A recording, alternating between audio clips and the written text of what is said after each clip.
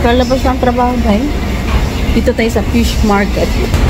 So, alam saan isda dito. Yun, no? Tulingan, laki. Merong mga ano yun, kasayan.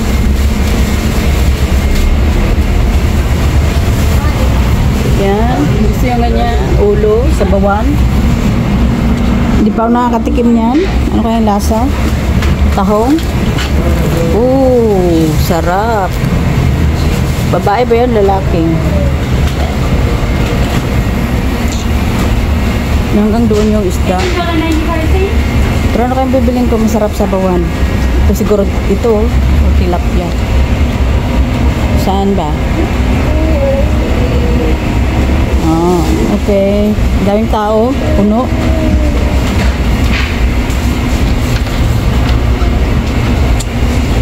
Tignan ko ngayon tilapia day. Puno dito day. Visito lagi. Tilapia siguro. Sa bawan. Bangus. Parang bangus. Gusto ko ng bangus. Bangus tayo sa baw. Market dito sa St. Mary. Tamang dahil tao dito. Pila. Pila mga frozen. Ano? Lemon. Yung mga hiwa na. Meron din sila luto fish chips.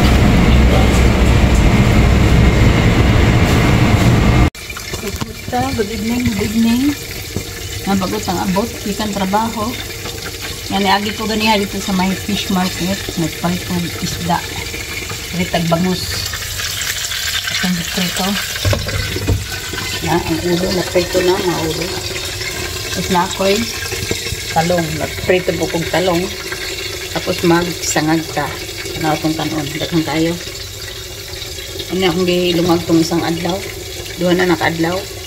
Ang gilungag ito, yung ginawa siya daghang. Di ako laging isangag.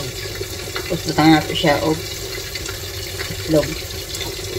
Tapos nagpalit ko o bawang. Fried garlic. Para di na ta maghiwa o bawang pa sa atong sinangag. Ngit-ngit rin na kita dahil. Ayan.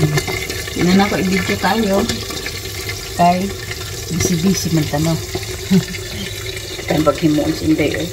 Sa may nanay lagi 24/7. Sige, bye-bye.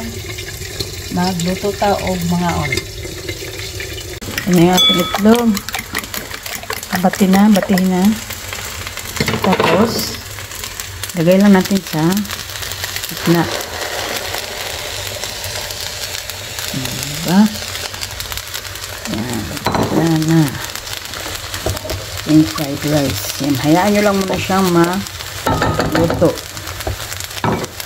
Gagawin natin at siyang tatakpan para maluto yung ibabaw.